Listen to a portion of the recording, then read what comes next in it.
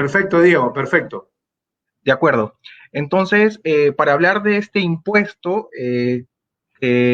digamos, las características o por el nombre podemos determinar o decir que podría ser temporal, ¿no? Por la denominación que tiene el tributo, es importante señalar que este tributo en la actualidad no es de carácter temporal, sino de manera indefinida, pero previamente quería comentarles cuáles son los antecedentes de este impuesto, ya que este impuesto tiene varios antecedentes que se dan a raíz de inicios de la década de 1990, eh, como un impuesto mínimo a la renta, que a través del decreto legislativo 774, dado por allá en el año 1993, se estipuló una tasa del 2% y que el impuesto a la renta que se pagaría en esos años no podría ser menor a este 2%, que era como el impuesto mínimo a la renta, ¿no? Y también regulaba que este impuesto, digamos, no podría ser aplicado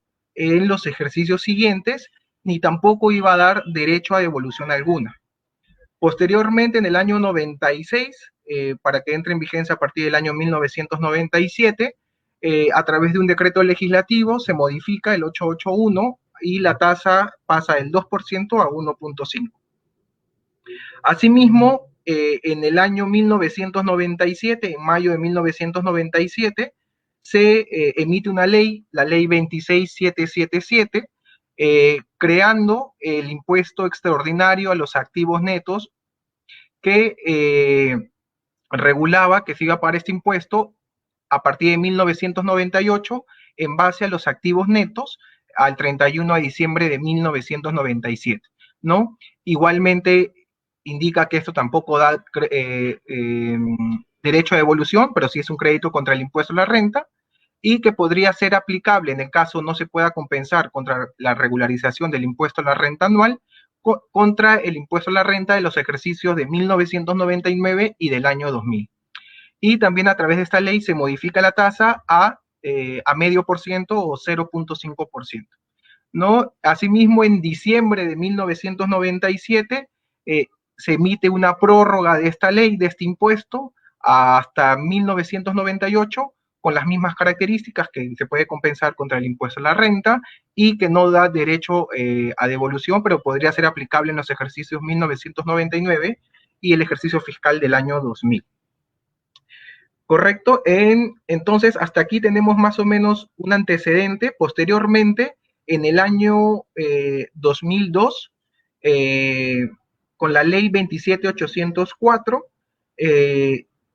se regula, digamos, el anticipo adicional al impuesto a la renta, por sus siglas AA y R, ¿no? Que este impuesto sí podría aplicarse contra los pagos a cuenta o la regularización del impuesto a la renta anual del ejercicio o de ejercicios posteriores, ¿no? Y establece una tasa progresiva que va desde 0.25 a 1.5%, ¿no? Entonces, estos tres, digamos, impuestos que estábamos hablando son los antecedentes del ITAM, que a través de diversas sentencias del Tribunal Constitucional, como podemos ver en la pantalla, la 646 del año 1996 y la 033-2004, regularon o indicaron, mejor dicho, la inconstitucionalidad de estos impuestos, y posteriormente, en el año 2004, a finales del 2004, se crea la ley, digamos, vigente actual, que da creación al impuesto temporal a los activos netos, el ITAM, con la ley 28424, dada en diciembre del 2004. Es decir, este impuesto se creó inicialmente para los ejercicios de los años 2005 y 2006. El decreto supremo 025-2005, emitido por el Ministerio de Economía y Finanzas, es su reglamento, y posteriormente, en los años 2006, se amplía la vigencia de este impuesto para el año 2007, y con el decreto legislativo 976 del año 2007, se amplía la vigencia del 2018 y de manera indefinida. Es decir, este impuesto, a través de este decreto legislativo que les estoy comentando, mantiene, digamos, la vigencia hasta el día de hoy, para la determinación de este impuesto, que es un impuesto al patrimonio y que ya tiene una sentencia del año 2006, que indica que sí es un impuesto, que no es un impuesto inconstitucional como sus antecesores, ya que los antecesores, digamos, era un impuesto que podría atentar contra la capacidad contributiva de los contribuyentes, toda vez que, por ejemplo, si digamos, en los antecedentes de este impuesto del ITAN, cuando había una empresa que podría haber tenido pérdidas tributarias, digamos, igual tenía que pagar, por ejemplo, el 2% con el impuesto mínimo a la renta, ¿no? Y eso, digamos, eh, erosionaba los activos de la compañía y podría estar atentando contra la capacidad contributiva y de generación de renta, y es por eso que en estos años y por otros argumentos se declara como inconstitucional. Pero el impuesto actual es totalmente constitucional, así lo avala una sentencia del Tribunal Constitucional, la 3797 del año 2006, que este impuesto es totalmente, digamos, autónomo y no es inconstitucional, ¿no? Digamos, no es inconstitucional porque no viola, digamos, en principio el artículo 74 de nuestra Carta Magna, ¿no? Que regula en base a la creación de los impuestos, ¿no? Los tributos. Bien, entonces en ese sentido es oportuno, digamos, de forma general, saber qué es el ITAM. Es, como sabemos, un impuesto temporal a los activos netos, que es un impuesto al patrimonio y que grava los activos netos como manifestación de capacidad contributiva.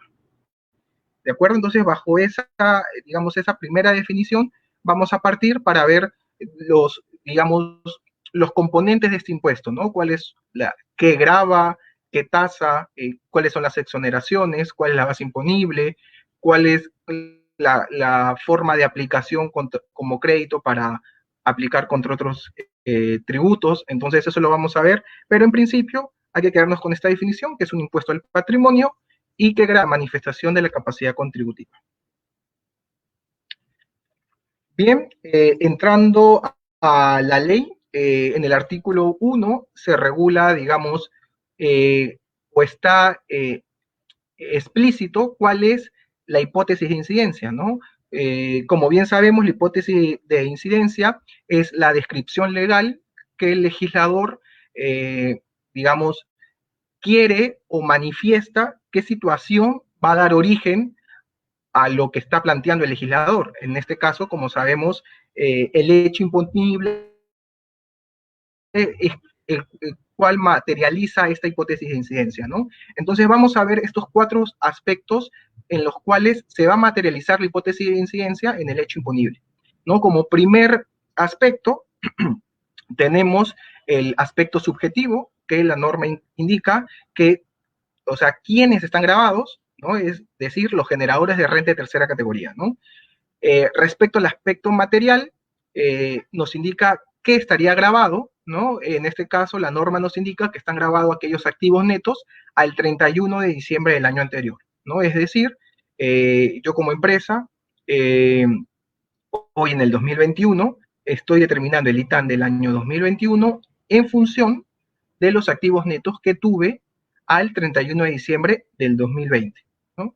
El aspecto temporal nace la obligación de este impuesto al 1 de enero de cada ejercicio, ¿no? Y el aspecto espacial es dónde, ¿no? Esto es, este impuesto es grabado a los domiciliados en el territorio nacional, en el país. Bien, respecto a los sujetos del impuesto, como mencionaba, son aquellos contribuyentes que sean generadores de renta de tercera categoría que estén sujetos al régimen general, cualquiera que sean las tasas que se les aplique, ¿no? Esto quiere decir que el régimen de Amazonía o el régimen agrícola también estaría afecto a este impuesto por la definición que dice cualquiera de las tasas que estén afecto, ¿no? En ese sentido, como bien mencionábamos, era que también puede estar grabado con el impuesto las sucursales, agencias o demás establecimientos de empresas no domiciliadas, ¿no? Si bien esta norma, que fue dada en los inicios del año 2000, establece nada más como sujetos al impuesto aquellos contribuyentes que estén en el régimen general. A partir del año 2016, ¿no?, que se crea el régimen MIPE tributario del impuesto a la renta, a través del decreto legislativo 1269, que fue a través de una delegación de facultades que el Congreso otorgó al Poder Ejecutivo para crear este nuevo régimen tributario, que está vigente también hasta el día de hoy. En el artículo 12 establece que este régimen tributario también está afecto a el ITAM, ¿no? En el artículo número 12 del decreto legislativo 1269. Es así que tenemos que los sujetos del impuesto son los generadores de renta de tercera categoría, de régimen general, cualquiera sean sus tasas, digamos, o las tasas del impuesto que sean afecto, y aquellos que están en el régimen MIPE tributario de impuesto a la renta. Y como bien sabemos, toda ley o toda norma siempre tiene, digamos, exoneraciones, ¿no? Excepciones. En este caso, para la ley del ITAM, está regulado en el artículo 3 de la ley que no están afectos al impuesto aquellos que no hayan iniciado sus operaciones productivas, o que hayan iniciado a partir del 1 de enero del año en curso. Es decir, por ejemplo, si una empresa inició operaciones el 5 de enero del año 2021, no estaría obligada o afecta al ITAM del año 2021, toda vez que al 31 de diciembre no había iniciado operaciones, ¿no? Es más, no existía la compañía, ¿no? Y así, cualquier empresa que haya iniciado entre el 1 de enero a la fecha no está obligada de poder presentar, declarar y pagar el ITAM del año 2021. Lo hará a partir del próximo año, en el año 2022, es decir, en abril 2022, tendrá que determinar el ITAM por los saldos de los activos netos al 31 de diciembre del año 2021. Otras de las exoneraciones que indica esta ley, que son, digamos, varias, entre las más importantes tenemos a las empresas del servicio público de agua potable y alcantarillado, como SEDAPAL, por ejemplo, ¿no? Las empresas que se encuentran en proceso de liquidación o declaradas en insolvencia por Indecopi, COFIDE, ¿no?, en su calidad de ser una banca de desarrollo de segundo piso, las personas naturales, sucesiones indebidas o sociedades conyugales, ¿no?, a lo que se refiere el inciso J del artículo 28 de la Ley del Impuesto a la Renta, las instituciones educativas particulares, entidades inafectas del impuesto a la renta, de acuerdo a lo que está regulado en el artículo 18 y 19 de la Ley del Impuesto a la Renta, que podrían ser, por ejemplo, fundaciones, comunidades campesinas, instituciones religiosas o asociaciones sin fines de lucro, ¿no?, por ejemplo, ¿no?, que es que está regulado en estos artículos. Y las empresas públicas que prestan servicio de administración de obras de infraestructura tampoco están afectadas con este impuesto, ¿no? Esto, digamos, en forma general, son las exoneraciones del impuesto, digamos, la más importante y que aplica, digamos, de manera general. Hay que tener en cuenta el literal, el inciso A de este artículo, que son en base a los que inicien operaciones a partir del 1 de enero del año en curso, no estarán afectos al impuesto, sino hasta el siguiente año, ¿no? Bien, referente a la base imponible del ITAM, esto está regulado en el artículo 4 de la ley, que indica que la base imponible está constituida por el valor de los activos netos, ¿no?, que tengan al 31 de diciembre del año anterior. Es decir, yo en el año 2021 voy a determinar el ITAM del año 2021 en base a los activos netos que yo tenga al 31 de diciembre del 2020. Esto es, digamos, y acá está como ejemplo en esta gráfica, el activo neto que yo ya he declarado en el en el formulario virtual 710 de impuesto a la renta del año 2020, donde, digamos, tengo, digamos, tengo que poner los estados financieros, y entre ellos esos estados financieros, el estado de situación financiera, donde detallo el activo, el pasivo, el patrimonio. Entonces, como bien sabemos, el activo, digamos, puede estar constituido por cajibancos, materias primas, cuentas por cobrar, inversiones, inmuebles, maquinaria y equipo, etcétera. Este importe del activo neto que está constituido sería nuestra base para la afectación del impuesto, ¿no?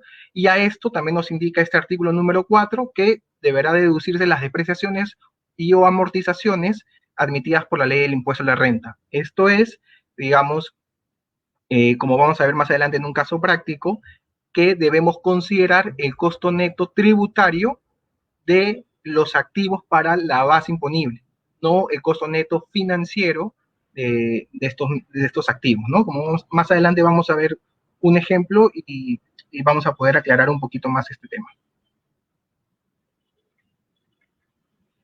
Referente a la base imponible, también quería comentarles un tema importante, digamos que no es, digamos, muy recurrente en todas las sociedades necesariamente, pero que sí se puede presentar en diferentes grupos económicos, en sociedades que efectúen alguna reorganización, ¿no? Esto está regulado en el artículo 4, en el inciso C del reglamento de la ley del ITAN, que es, como mencionábamos inicialmente, está detallado en el Decreto Supremo 025-2005 del Ministerio de Economía y Finanzas. ¿Qué es lo que nos dice este artículo? Nos dice que cualquier empresa que hubiera iniciado un proceso de reorganización entre el 1 de enero y la fecha del vencimiento de la declaración del pago del impuesto, deben tener en cuenta lo siguiente, es decir, una empresa que haya iniciado o haya efectuado una reorganización entre el 1 de enero del 2021 digamos, al día de hoy, 16 de abril del año 2021. ¿Qué nos dice, digamos, el reglamento? Si yo hago una reorganización, por ejemplo, puede ser una absorción, ¿no? De una compañía de grupo, ¿qué es lo que me dice la normativa en base a esto, ¿no? ¿Cómo debería yo pagar el ITAN? Lo que nos dice en el numeral 1 de este artículo 4, del inciso C, es que la empresa absorbente o las empresas ya existentes que adhieran bloques patrimoniales deberán determinar y declarar el impuesto en base a los activos netos, ¿no? Que tengan al 31 de diciembre del año anterior, ¿no? Esa es como que la primera premisa. Luego les voy a mostrar un ejemplo, o dos ejemplos, mejor dicho, que vienen en las diapositivas siguientes, para, digamos, tener un poquito más claro cómo es que funciona la obligación del pago y declaración del ITAN en los casos de reorganización, ¿no? Entonces, como siguiente numeral del mismo artículo 4, nos indica que las empresas constituidas por efectos de la fusión, empresas nuevas que hayan adquirido bloques patrimoniales en un proceso de decisión, por ejemplo, deberán presentar la declaración del ITAM, pero como base imponible el importe cero, es decir, no van a pagar ITAM, ¿de acuerdo? Más adelante les voy a mostrar un ejemplo más claro para que también se pueda entender esta figura, ¿no? Y por último nos dice que el impuesto, es decir, el ITAM, que corresponde a empresas absorbidas o escindidas con activos netos que figuren en el balance al 31 de diciembre del año anterior, será pagado por la empresa absorbente, ¿no? Es decir, la empresa que absorbe va a ser la obligada ante la administración tributaria de poder declarar y pagar el impuesto. Como vemos en la gráfica que está a la derecha, digamos, he querido, digamos, ejemplificar en una línea de tiempo de cómo se podría entender lo que dice el artículo 4, el inciso C del reglamento, que es que si una reorganización se da entre el 1 de enero del año, es decir, 2021, hacia abril del 2021, antes de la declaración y pago del PDT 648 con el que pago el ITAM, el impuesto, debo tener en consideración lo que hemos hablado o mencionado hace un momento, ¿no? Porque si la reorganización se hubiera hecho, por ejemplo, el 30 de diciembre, el 15 de diciembre del año anterior, pues ya la sociedad ha absorbido todos los activos, patrimonios pasivos de otras sociedades. En ese caso, no habría ningún problema y el ITAN se paga en base a esos activos consolidados, ¿no? Pero la ley se pone en este supuesto, o el reglamento mejor dicho, que qué pasa en el año que yo voy a pagar el ITAN, efectúo una reorganización de sociedades, ¿no? Entonces, para ejemplificar mejor este caso, vamos a ir a ver dos ejemplos. Uno de los ejemplos es que tengo dos empresas, la empresa A y la empresa B, que van a ser absorbidas, ¿no? Por una tercera empresa, una empresa C, ¿no? Esta empresa C es la absorbente, ¿no? Ojo que tengamos en cuenta que este proceso de absorción, digamos, ocurre en el año 2021, entre el 1 de enero y abril del año 2021, ¿no? Siempre partimos de esa premisa. Entonces, digamos, para el pago del ITAN hay que tener en cuenta dos consideraciones que hemos conversado hace un momento. Por los activos netos de la empresa C que tenía el 31 de diciembre, esta empresa C, que es la absorbente, deberá pagar el ITAN por esos activos al 31 de diciembre del año anterior, ¿correcto? Pero ¿qué pasa por aquellos activos que tenían al 31 de diciembre la empresa A y B? ¿No? Porque esta empresa A y B ya no existen, ¿no? Están extinguidas, ¿no? Han sido absorbidas por la empresa C. Entonces, ¿quién paga el ITAN por estas sociedades? Entonces, el reglamento, como conversábamos, se puso en ese supuesto y quien va a ser encargada de pagar y declarar el impuesto va a ser la empresa C, ¿no? Por los activos netos que poseían tanto la empresa A y B al 31 de diciembre del año anterior. Para el ejemplo que estamos haciendo de este año es al 31 de diciembre del año 2020.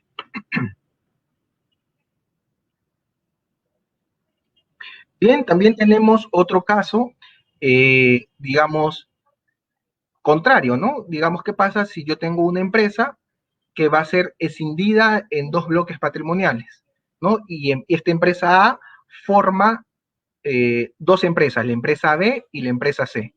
Entonces, ¿qué nos dice, de acuerdo a lo que hemos conversado, el reglamento? Es que la empresa B y C, por los activos que tengan, no van a pagar el ITAM porque su base va a ser cero, porque son empresas constituidas en el año 2021, por lo tanto deberán pagar el ITAM a partir del año 2022, ¿no? Porque al 31 de diciembre del año 2020 no existían, ¿correcto? Y entonces la pregunta es, ¿quién paga el ITAM por la empresa A que fue escindida, ¿no? Que tampoco existe. En este caso, lo pagaría tanto la empresa B y la empresa C en función, en proporción del porcentaje, ¿no? de los activos transferidos, ¿no? Para este ejemplo, la empresa B ha recibido el 60% del patrimonio, de los activos, del pasivo, ¿no? de la empresa A, y la empresa C solo recibió el 40%. Entonces, ambas empresas deberán determinar y pagar el impuesto en función, en proporción de este porcentaje, digamos, de traslado o de la decisión que se ha realizado, ¿no? Entonces, con estos dos ejemplos espero poder haber ejemplificado, digamos, lo que dice el artículo 4 en el inciso C del reglamento, en el caso de reorganizaciones que se hayan efectuado entre el 1 de enero del año 2021, por ejemplo, y el 16 de abril del año 2021, para tener en claro qué sociedad serían las encargadas de poder declarar y pagar el impuesto.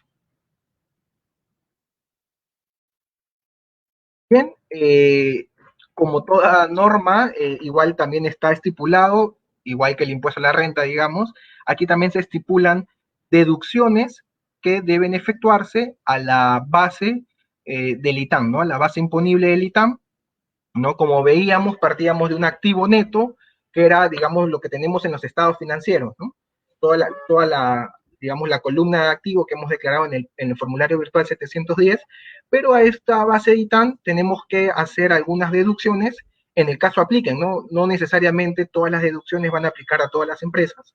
Puntualmente son alrededor de unas dos, tres o cuatro deducciones que usualmente se suelen aplicar a la mayoría de las compañías, ¿no? Porque hay algunas deducciones que sí son bien puntuales, que en realidad no le aplica casi a muchas compañías, ¿no?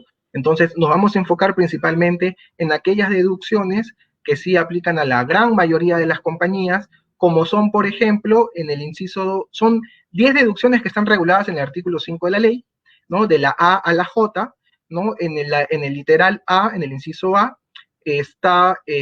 nos habla referente a las acciones, participaciones o derecho de capital, que tengo una empresa en otra y que esta otra empresa en la que yo tengo mi inversión también está sujeta al pago del impuesto, ¿no? Es decir, yo, la empresa A, tengo inversiones, es decir, tengo capital, tengo acciones en la empresa B, ¿no? Pero esta empresa B también está afecta al ITAM, ¿no? Entonces, al estar esta empresa B afecta al ITAM, yo no podría pagar, digamos, podríamos hablar de una doble imposición si es que yo también pago ITAM sobre ese activo que tengo, ¿no? Sobre esa inversión mobiliaria que tengo por las acciones que tengo en la otra compañía. Entonces, si ambas pagaran ITAM, estarían pagando o tributando, digamos, doble para efectos del ITAM.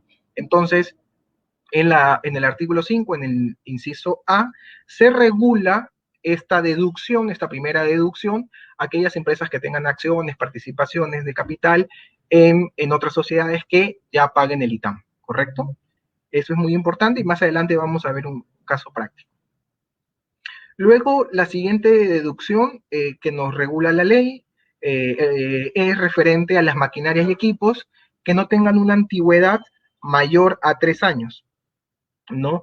Eh, pero estos 3 años, de acuerdo, eso dice la ley, pero en el reglamento nos indica que esta, y ha sido, digamos, confirmado a través de un informe de SUNAT, que cuando se refiere a antigüedad, esto debe ser en base a la fecha de comprobante de pago que acredite la transferencia por el fabricante o la DUA de importación correspondiente, ¿no? Entonces, aquí hay que tener mucho cuidado y digamos que esa es la idea que quiero dejar, que no necesariamente muchas empresas a veces usualmente no llevan este control debido a que a veces es complicado saber cuándo el fabricante ha transferido una maquinaria, ¿no? O un equipo.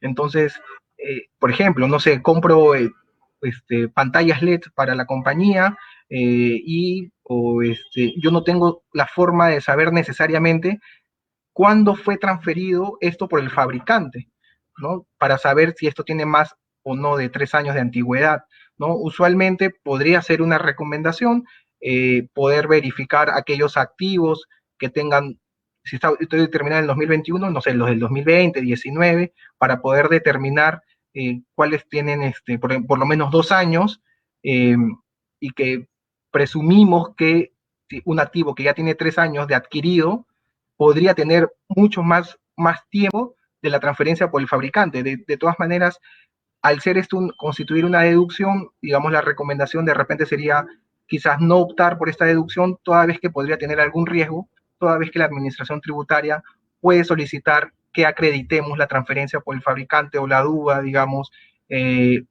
para verificar los 3 años de antigüedad, ¿no?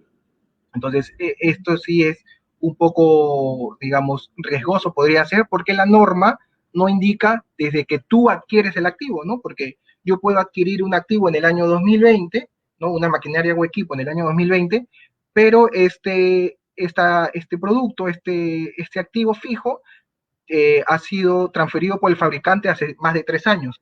Entonces, no necesariamente en la fecha que yo compre, eh, eh, podría verificar cuánto tiempo tiene de transferencia por el fabricante. Entonces aquí sí tengamos, digamos, mucho cuidado y tratar de poder tener esta data ante una eventual solicitud de la administración tributaria que permita acreditar estos 3 años de antigüedad, ¿no? Por los demás literales, por el literal C, nos habla del encaje exigible o las provisiones específicas por riesgo crediticio, que eso esté establecido por la Superintendencia de Banca y Seguro, para empresas de operaciones múltiples, ¿no? De banca. Eh, Luego el inciso D, que también es, digamos, recurrente para empresas que exportan, nos dice que podemos deducir las cuentas de existencias y las cuentas por cobrar en el caso de empresas exportadoras, ¿no? El siguiente literal nos habla de las acciones de propiedad del Estado en la Corporación Andina de Fomento, y ahí igualmente los otros literales hablan de activos, por ejemplo, que respaldan reservas matemáticas sobre seguros de vida, inmuebles, museos o colecciones calificados como patrimonio cultural por el INC, eh, bienes entregados en concesión por el Estado para obras públicas, infraestructura o servicios públicos, acciones, participaciones o derechos de capital de empresas con convenio de estabilidad y o activos revaluados sin efecto tributario. Entonces, principalmente, estos son, digamos, mejor dicho, estas son todas las deducciones que están reguladas en la norma, pero principalmente, digamos, podríamos enfocarnos en el literal A, B, D, que digamos podrían ser las más recurrentes en las compañías, en la mayoría de las compañías. Por el caso de las deducciones, en el caso de las cuentas por cobrar y las existencias que tengan las compañías exportadoras al 31 de diciembre del año 2020, hay que tener en cuenta lo siguiente, ¿no?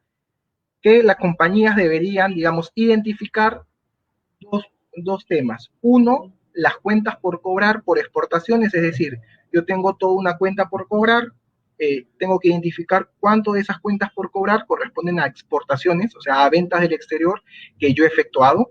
Y lo otro es, tengo que hacer un ratio, digamos, una división entre las ventas de exportaciones, entre el total de ventas, y ese ratio, ese porcentaje, multiplicarlo por las existencias que me queden al 31 de diciembre del año anterior.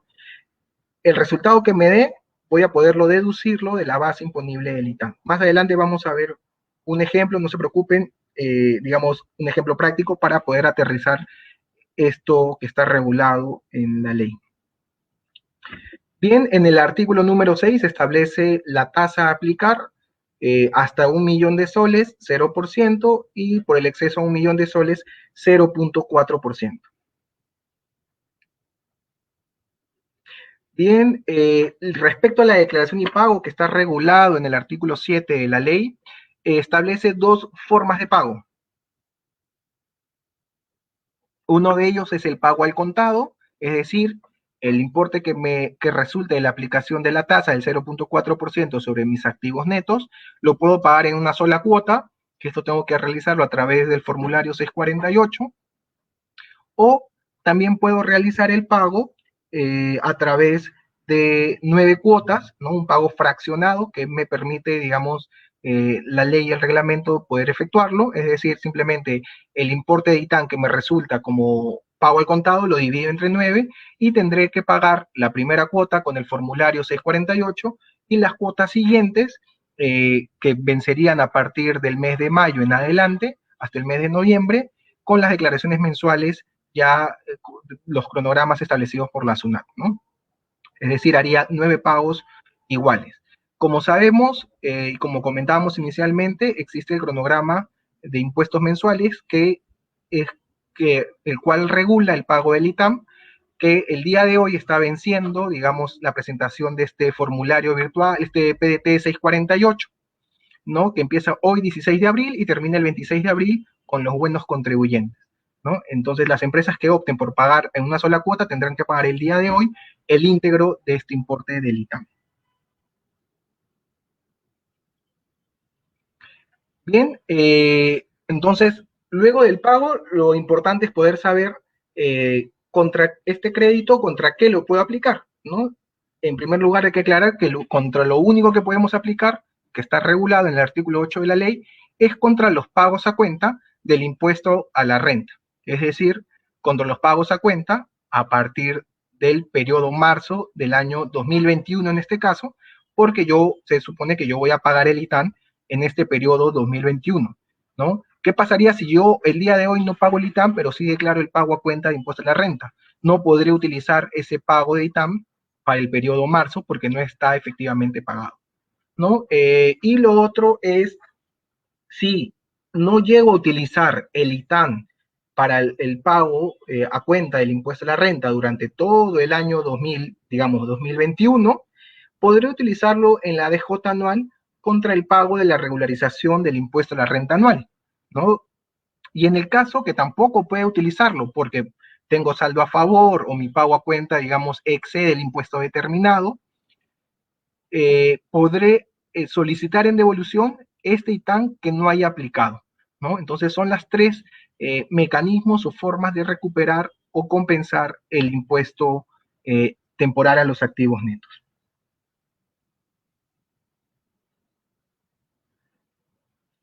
Ahora, en el artículo 9 del reglamento de la ley, y esto les voy a comentar porque es importante, porque a raíz de las modificaciones o las prórrogas dadas por el efecto de la pandemia en el año 2020, surgió digamos, eh, mala aplicación del ITAN que las compañías que habían optado por esta prórroga, digamos, porque, como bien sabemos todos, en el año 2020, a partir del periodo de entre marzo, abril, hasta los impuestos creo que vencían a junio, julio, fueron prorrogados hasta el periodo junio, julio, es decir, estuvieron como 3 o 4 meses en las que las compañías no pagaban el impuesto, eh, a, el pago a cuenta del impuesto a la renta, y tampoco el ITAM. ¿Por qué? Porque se prorrogó estos cronogramas mensuales para dar facilidad a las empresas, poderles darle un alivio, digamos, económico en el desembolso de estos impuestos, ¿no? Entonces, lo que no se hizo fue modificar este reglamento que vemos en pantalla, ¿no? En el artículo 9 del reglamento decía que si yo pago el impuesto, por ejemplo, en el mes de abril, yo podré compensar contra los periodos tributarios del pago a cuenta desde marzo a diciembre. Y así sucesivamente, ¿no? De mayo podré compensar contra los periodos tributarios, y ojo, cuando digo periodos tributarios, es de abril a diciembre, y así sucesivamente. Entonces, ¿qué es lo que pasaba en la realidad? Por ejemplo, si yo como empresa me acogía a la prórroga del pago mensual de mis impuestos y pagué, por ejemplo, el impuesto mensual de marzo 2020, lo pagué recién en junio o julio del año 2020, entonces, de acuerdo a este cuadrito que estaba en el reglamento de la ley del ITAM, si yo pagaba el impuesto en el mes de junio, yo podría compensar el ITAM a partir del periodo mayo a diciembre del pago a cuenta. Pero ¿qué había pasado? Muchas compañías, digamos, no teniendo en consideración, digamos, lo que estaba en el reglamento de la ley, empezaron a compensar desde el periodo tributario marzo, que también vencía en el mes de junio del 2020. Entonces ahí se creó la confusión y finalmente, digamos, por un error quizás legislativo de no modificar el reglamento, ¿no? Digamos, al menos el Poder Ejecutivo no tuvo, digamos, de repente el control para modificar este reglamento a través de un decreto supremo y poder hacer factible que las cuotas del ITAN que se hayan prorrogado y se hayan pagado en periodos posteriores, pueda aplicarlo yo desde el periodo tributario, del pago a cuenta que estaba por vencer, ¿no? Entonces, eso nos llevó a emisiones de órdenes de pago por la SUNAT, desconociendo esta compensación del ITAN, ¿no? Diciendo que es errónea la forma de aplicación, basándose en este artículo 9 del reglamento de la ley del ITAN, ¿no? Y como ejemplo, les pongo un caso en pantalla, ¿no? Es, por ejemplo, un periodo tributario marzo que fue declarado en julio del 2020, porque es de la fecha de vencimiento con la prórroga del COVID-19.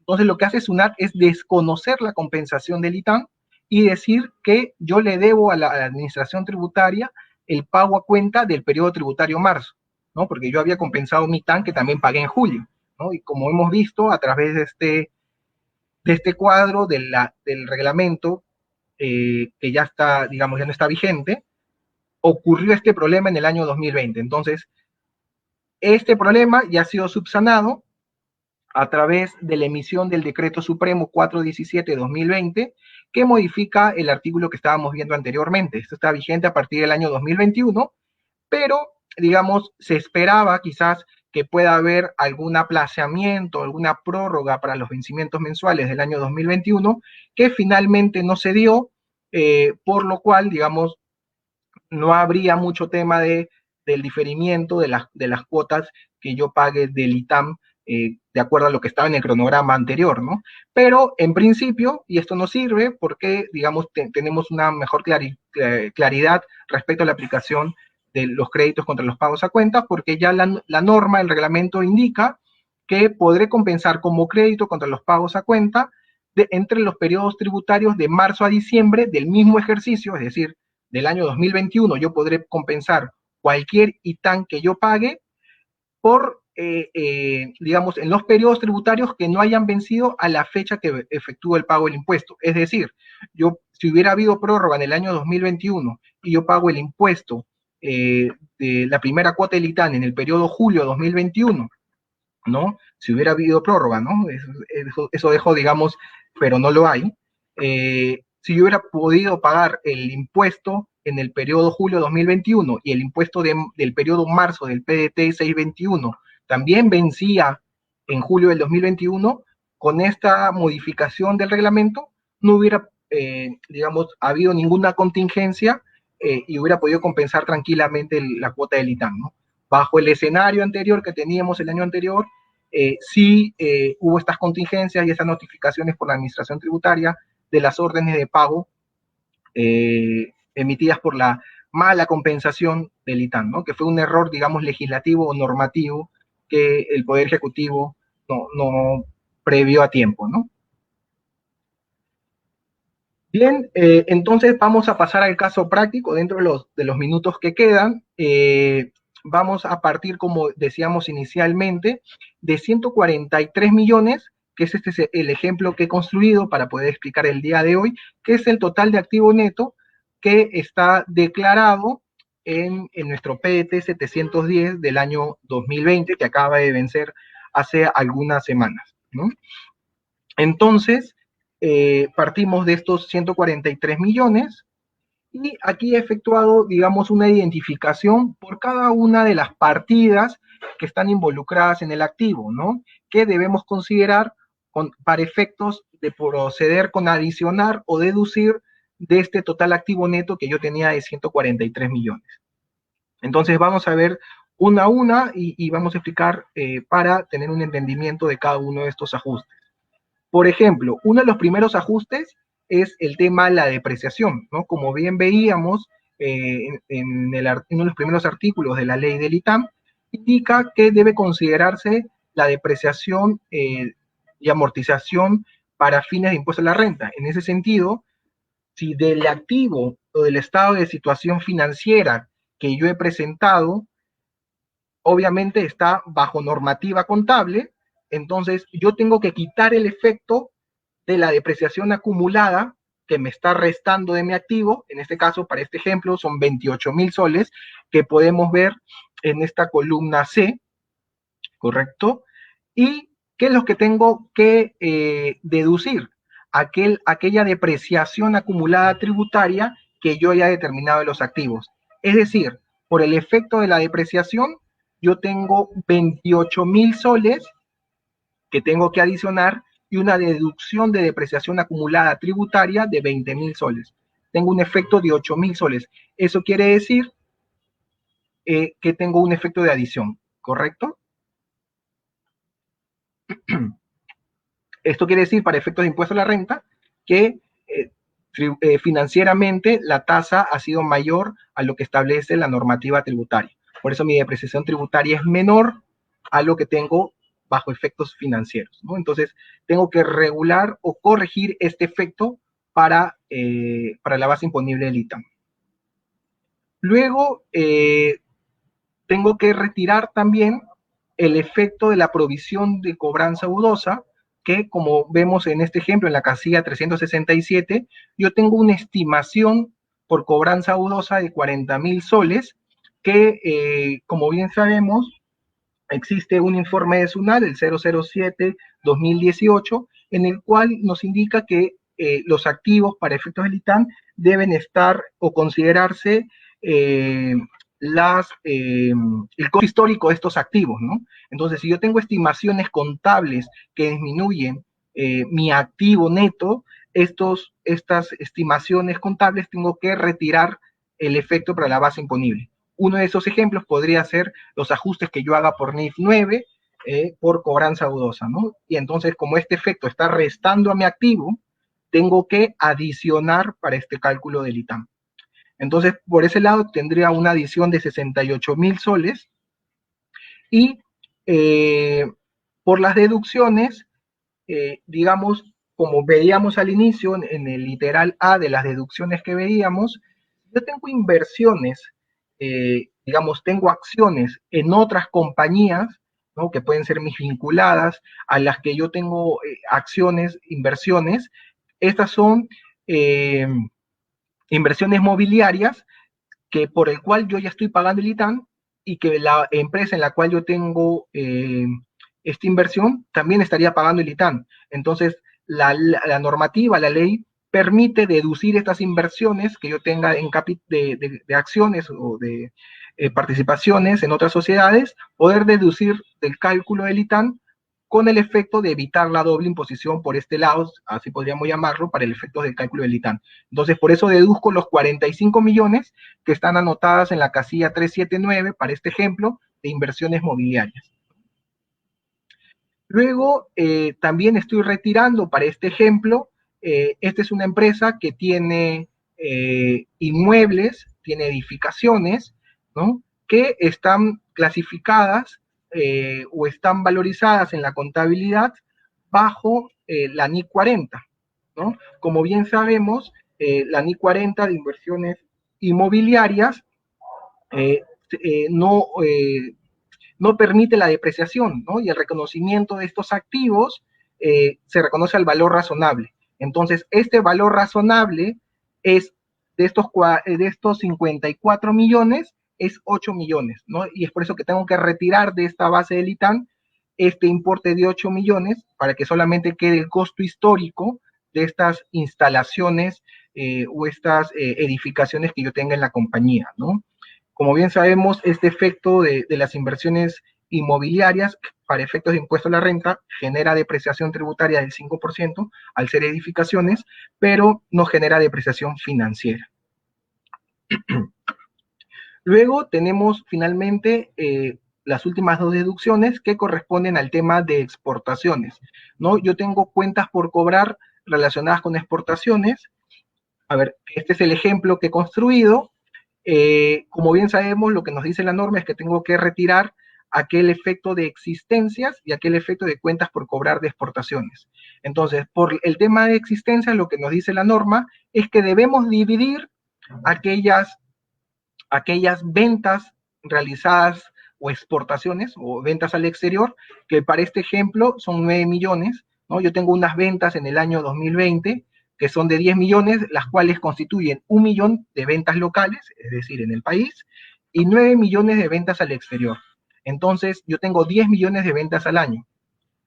Y lo que nos dice la norma es dividir aquellas exportaciones sobre el total de ventas. Es decir, divido 9 millones entre 10 millones, que es el total de ventas. Eso que quiere decir que, digamos, si lo expresamos en términos porcentuales, tendría el 90% de mis ventas son ventas al exterior. Y ese porcentaje, ese factor, lo voy a multiplicar contra el total de existencias que yo tenga al cierre del ejercicio, ¿no? Que es 2.170.000, que está compuesto por 720.000 de productos terminados, 450.000 de productos en proceso y 1 millón de materias primas. Estos 2.170.000 lo multiplico por el 90%, que es el factor que me ha dado, y me daría como resultado un importe de 1.953.000, que es el importe de las existencias relacionadas con las exportaciones, las cuales yo puedo deducir para efectos de la base imponible del ITAN. Y por otro lado, también nos indica que debemos deducir las cuentas por cobrar por efectos de exportaciones, que de acuerdo aquí a lo que teníamos, digamos, en la casilla 361 y 362 del PDT presentado, las cuentas por cobrar que yo tengo son 30.175.000, y de acuerdo al análisis que yo pueda hacer de la compañía, 17.725.000 corresponden a cuentas por cobrar al exterior. Entonces, este importe yo puedo deducir de la base imponible del ITAM. Por lo cual, trayendo esos números de deducción por efectos de exportaciones, tendría una deducción de 72.698.000, con lo cual, sumado a los 143 millones más 68 millones, perdón, más 68.000 soles, menos los 72 millones, tengo un total de activo neto de 70.953.000, que será mi base de la cual voy a partir para determinar el impuesto que debo pagar. ¿no? En base a ello, en base a los 70 millones, como bien sabemos, tenemos el primer millón, digamos, no está afecto al impuesto, está afecto con una tasa del 0%, y por el exceso al millón, es decir, 69.953.000, estaría afecto a la tasa del 0.4%. Esto sería 279.000 soles. Es decir, entonces, para efecto del pago al contado, si lo hago a una sola cuota, sería 279.000 soles. Aquí consideren como si este 5 fuera un 9, fue un error de digitación. Entonces, si yo pagara el ITAN el día de hoy, bajo la determinación o el caso práctico que hemos visto, tendría que pagar en una sola cuota 279.000 soles, y si el día de hoy también vence mi impuesto a la renta, mi pago a cuenta del impuesto a la renta, podría compensar este importe contra mi pago a cuenta del periodo marzo, ¿correcto? Y si yo opto por el pago fraccionado en 9 cuotas, tengo que dividir los 279.000 entre 9 cuotas, lo cual daría un importe de 31.000 soles que yo tendría que pagar desde el mes de marzo hasta el mes de noviembre, cada cuota en el cronograma del plazo que tenemos de los vencimientos mensuales ya estipulados por la Administración Tributaria.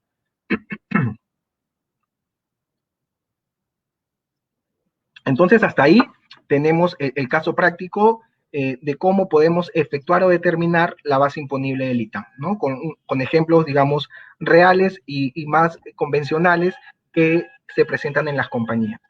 Finalmente, ya para ir terminando, unas 2, 3 diapositivas más, existen formas a través de la cual yo puedo compensar el saldo a favor del impuesto a la renta contra otros impuestos, ¿no? Como bien sabemos, existe una RTF de observancia obligatoria que surgió en el año 2019, que es la 086-79-3-2019, con la cual nos dice que se puede solicitar la compensación del saldo a favor de impuesto a la renta contra cualquier otro impuesto que administre el Tesoro Público, ¿no? Que constituya ingreso del Tesoro Público, ¿no? Entonces, yo puedo utilizar muchas compañías por este efecto de la pandemia, se han visto, digamos, severamente afectadas, algunos sectores económicos más que otros, es cierto, pero en la mayoría, muchas compañías han quedado con saldos a favor del año 2020 que acabamos de declarar en las últimas semanas, el cual ese importe podría ser compensado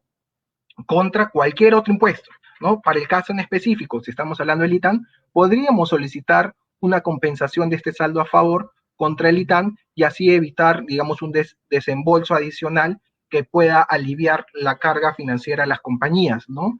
Entonces, aquí es importante poder, digamos, primero sobre el crédito, contar con este saldo a favor y que también se encuentre también la deuda, que se haya presentado la deuda. Yo no voy a poder presentar una compensación si previamente la deuda no existe. Ante esto, la recomendación podría ser, si todavía mi TAM vence de acá 3, 4, 5 días, poder presentar 2 o 3 días antes la declaración del ITAM con el beneficio de que pueda surgir la deuda y en base a ello luego presentar esta solicitud de compensación con este saldo a favor, porque si lo presento el mismo día que vence, es muy posiblemente en los sistemas de SUNAT esta deuda todavía no aparezca, ¿no? Entonces, por ahí la recomendación que puedan presentar el ITAM días previos a la fecha de vencimiento para poder solicitar la compensación contra el ITAM, ¿no? Esto como ejemplo son los formatos de compensación, es un formato que fue publicado en la página de SUNAT,